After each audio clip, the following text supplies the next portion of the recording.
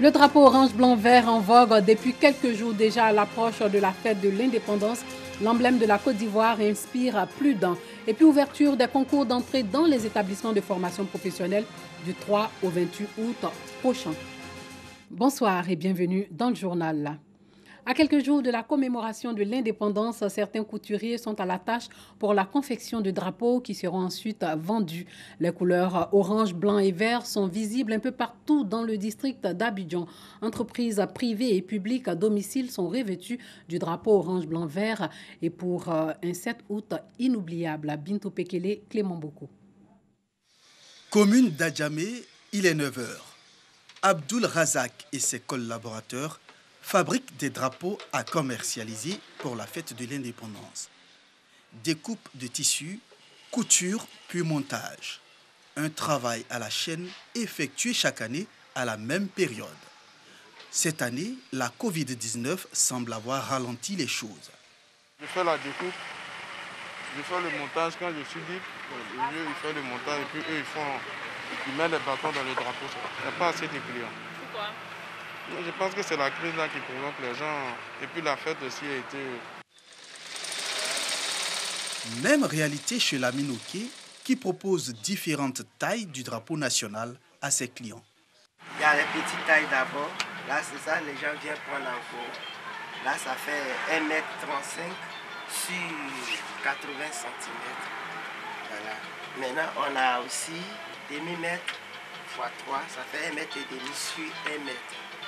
On a aussi 1 mètre par drapeau, par couleur. Donc ça fait 3 mètres sur 1,50 m. À la veille de l'indépendance, ces drapeaux sont achetés et revendus dans les rues de la ville d'Abidjan. D'autres sont achetés par des entreprises ou institutions. Au nombre de celles-ci, 7 compagnies de transport de la commune d'Adjamé. Comme tout bon Ivoirien, nous sommes fiers d'être indépendants. Nous sommes fiers de l'être à chaque renouvellement du 7 août.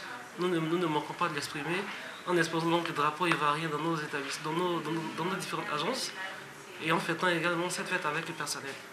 Nous nous rendons ensuite dans la commune de Koumassi. Dans la cour de la mairie, la police municipale hisse le drapeau central en présence des autorités municipales. Cela donne le coup d'envoi pour l'installation de 1000 drapeaux dans 5 boulevards de la commune. Il y a le boulevard Antananarivo, il y a le boulevard du 7 décembre, il y a le boulevard du Caire, le boulevard du Cameroun et le boulevard du Gabon. Et tous ces grands boulevards, vous allez constater aujourd'hui les agents en train de monter des drapeaux pour montrer à la nation, à la population de Koumassi que nous sommes en fête. Et c'est un événement très heureux qu'il faut fêter. Autre destination, la Société de développement des forêts Sodefort dans la commune de Cocody. Après le salut aux couleurs réalisé tous les premiers lundis du mois, le drapeau tricolore flotte dans la cour et à l'entrée de la structure. Pour le directeur général, le drapeau est un outil de sensibilisation et de reconnaissance citoyenne. En plus de l'utilisation au quotidien que nous faisons du drapeau, parce que n'oubliez pas que nous travaillons sur la forêt. La forêt, c'est le vert, ça fait partie du drapeau.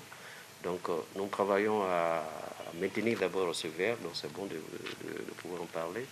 Mais c'est de par notre position, c'est de suffisamment parer notre clôture, notre cours, de sorte que le personnel qui passe là se rappelle de l'histoire de la Côte d'Ivoire, mais se rappelle également que cette journée aujourd'hui que nous célébrons, c'est aussi des gens qui ont combattu pour cela. Mais d'autre part, pour toutes les personnes qui empruntent le boulevard Mitterrand et qui passent devant la Sodefort pour qu'ils se rappellent de ce jour, c'est d'abord pour nous un outil de sensibilisation, mais également quelque chose qui permet à toutes les générations de pouvoir se remémorer.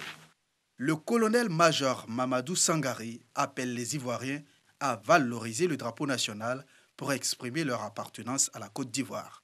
Tout Ivoirien, à l'occasion de cette journée-là, devait pouvoir avoir quelque chose sur sa poitrine pour montrer d'abord son appartenance à la nation ivoirienne. Et cette appartenance-là, l'un des symboles de ça, c'est le drapeau. Partout que vous êtes, que ce soit en Côte d'Ivoire ou hors de la Côte d'Ivoire, c'est à travers le drapeau qu'on vous reconnaît. dès le berceau, que tout le monde soit préparé à utiliser quand même déjà ce symbole-là comme son compagnon au quotidien. En principe, chacun d'entre nous, au-delà peut-être de cette journée, devait toujours marcher avec le drapeau sur la poitrine. Le drapeau orange, blanc, vert, aux largeurs égales, a été adopté le 3 décembre 1959. Depuis quelques jours, des drapeaux flottent dans la ville d'Abidjan en vue de la célébration de l'indépendance ce vendredi 7 août. La Côte d'Ivoire indépendante depuis maintenant 60 ans. La Côte d'Ivoire qui ira à l'élection présidentielle en octobre prochain. Le commissaire central de la commission électorale indépendante chargé des régions de Bouaké et du Hambol a justement échangé avec les populations de Bouaké à ce sujet. Sur la table, le contentieux électoral et le parrainage citoyen. L'envoyé de la CEI a expliqué comment ces deux processus seront menés sur le terrain avant d'exhorter les participants à être des relais de sensibilisation et d'information auprès des autres candidats. Le reportage de Soro Corona. Le contentieux électoral et le parrainage citoyen. Ces étapes comptant pour l'élection présidentielle d'octobre 2020 expliquées aux populations. Prévu pour une durée de 15 jours, le contentieux électoral va permettre aux citoyens de vérifier s'ils figurent sur la liste électorale et aussi faire des réclamations. Le contentieux, c'est l'occasion que la CEI donne aux citoyens de donner leur avis sur la liste électorale pour qu'on puisse leur donner les explications nécessaires. Les citoyens doivent avoir des interrogations et la CEI est tenue de répondre à cette interrogation. Pour le parrainage citoyen, une des conditions pour être candidat à l'élection du président de la République de la Côte d'Ivoire a été expliquée. C'est l'autorisation qu'un citoyen donne à un candidat à la candidature d'être candidat.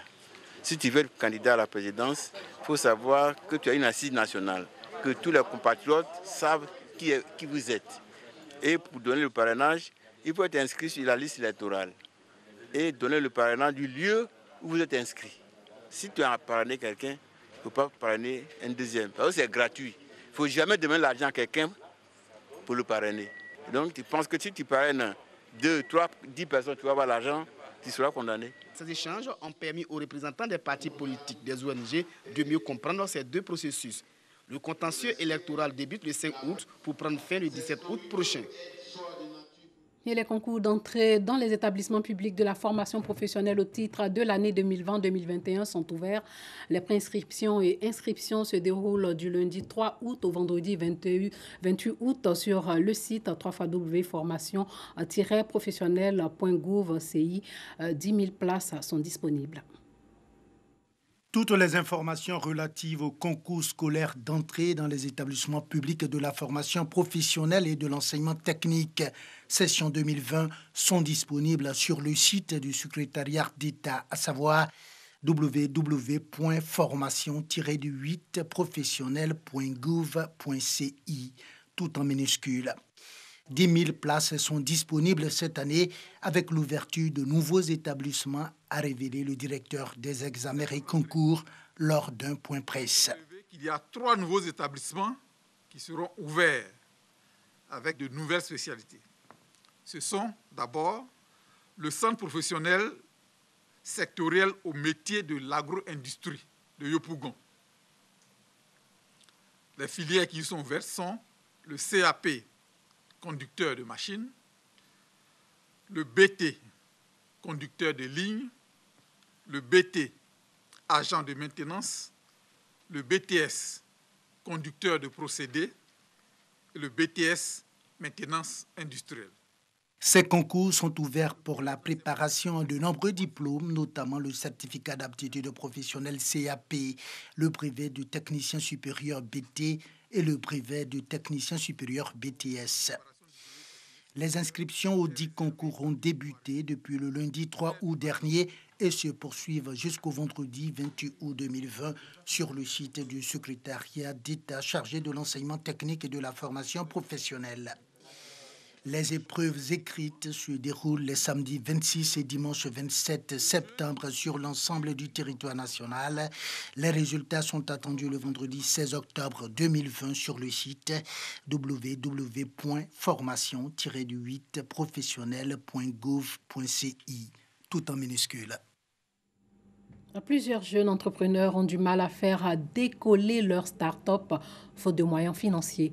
Pour les aider à mieux se structurer et booster leurs affaires, la Fondation Bénédicte Janine Kakou-Diagou leur offre une plateforme, ce qui va certainement contribuer aussi à développer leur créativité et leur esprit d'entrepreneuriat. Il s'agit du concours du jeune entrepreneur de l'année.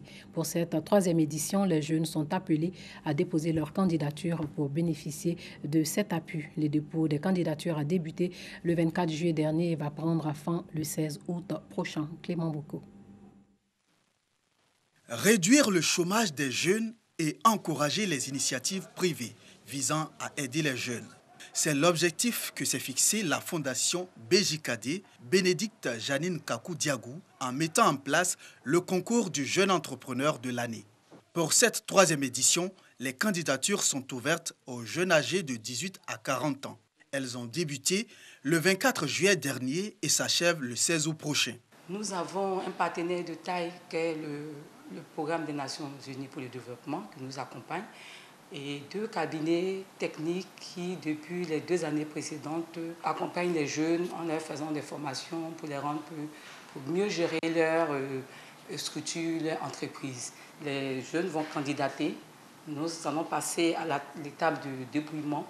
Nous allons retenir les meilleurs projets innovants. Et après sélection, nous allons effectivement passer à la finale qui se tiendra le 12 septembre 2020. La Fondation Bénédicte Janine Kakou-Diagou encourage les jeunes de tous les secteurs d'activité à s'intéresser à ce concours qui représente une aubaine pour eux. Les 5 premiers vont bénéficier d'un prix et une enveloppe allant de 15 à 2 millions de francs CFA. La piscine d'État de Treichville, fermée depuis plusieurs mois, est de nouveau fonctionnelle. Lors de l'inauguration et de la réception d'équipements et de matériel d'entretien du site, plusieurs agents du ministère des Sports ont été distingués. C'est une piscine d'État complètement relookée et équipée que le ministre des Sports, Dan Paulin, a inauguré le jeudi 30 juillet. Des travaux d'aménagement ont permis d'améliorer les capacités d'accueil de cette piscine, dont le bassin mesure désormais 25 mètres de large, 50 mètres de long pour 10 couloirs. Le volume d'eau est passé de 1500 à 2500 mètres cubes, répondant ainsi aux exigences de la pratique aisée de la natation. C'est un très grand sentiment de retrouver la piscine d'État de Treichville réhabilitée. On pourra reprendre les entraînements, bien sûr, à la compétition. Donc, on dit merci à l'État. Réhabilitée et équipée d'un robot nettoyeur, la piscine d'État de Treichville, dont l'entretien est assuré par l'ONS, s'ouvre désormais aux compétitions nationales de natation. L'ensemble de l'environnement a été complètement refait et aujourd'hui la piscine est opérationnelle pour accueillir des grandes compétitions internationales. Et nous sommes venus donc pour encourager l'Office national des sports et tous nos collaborateurs qui ont suivi ce dossier et qui aujourd'hui nous permet d'avoir une piscine totalement refaite. Autre moment fort de cette cérémonie, le bilan des 2 années du ministre Dan Paulin à la tête du ministère des Sports. De ce bilan, on retiendra la construction et le rafraîchissement des infrastructures sportives, l'acquisition de 149 médailles par les différentes fédérations en 2019 et la matérialisation du projet « Un agent, un terrain » qui vise à accompagner les agents du ministère dans l'acquisition des lots à Yamoussoukro avec des conditions de paiement souples et accessibles. En vue d'encourager ses collaborateurs à garder le cap, le ministre Dan Paulin a élevé 8 personnalités et acteurs du sport au grade de chevalier dans l'ordre du mérite sportif, avant d'inviter l'ensemble des acteurs du sport ivoirien à fédérer leurs efforts en vue d'atteindre des objectifs plus grands. Hors de chez nous, l'ancien Premier ministre libanais Saad Hariri va assister vendredi prochain à l'annonce par le tribunal spécial pour le Liban, TSL, basé aux Pays-Bas, du verdict dans le procès de 4 hommes accusés d'avoir participé en 2005 à l'assassinat de son père, l'ex-Premier ministre Rafik Hariri. Le 14 février 2005, Rafik Hariri avait été tué dans un attentat à Beyrouth, ayant fait au total 22 morts et plus de 220 blessés. Les 4 suspects, tous membres présumés du Hezbollah, alliés du régime syrien de l'Iran, seront jugés par contumace par le TSL. Le Hezbollah a rejeté toute responsabilité et refusé de livrer les suspects malgré plusieurs mandats d'arrêt émis par le TSL. Le jugement sera rendu donc vendredi avec une participation virtuelle partielle en raison de la pandémie de coronavirus. Et c'est dans l'attente de ce verdict que 2 explosions successives vont secouer aujourd'hui même Beyrouth, faisant des dizaines de blessés, semant la panique et provoquant un immense champignon de fumée dans le ciel de la capitale libanaise. L'origine des explosions qui ont brisé les vitres de nombreux immeubles et magasins à des kilomètres à la ronde n'était pas connue dans l'immédiat. L'explosion a eu lieu dans le port de Beyrouth et a provoqué des dizaines de blessés. Le président libanais Michel Aoun a convoqué une réunion urgente du Conseil supérieur de la défense. De son côté, le Premier ministre Hassan Diab a décrété une journée de deuil national mercredi pour les victimes de l'explosion du port de Beyrouth. Voilà, c'est tout pour ce soir. Merci de nous avoir suivis.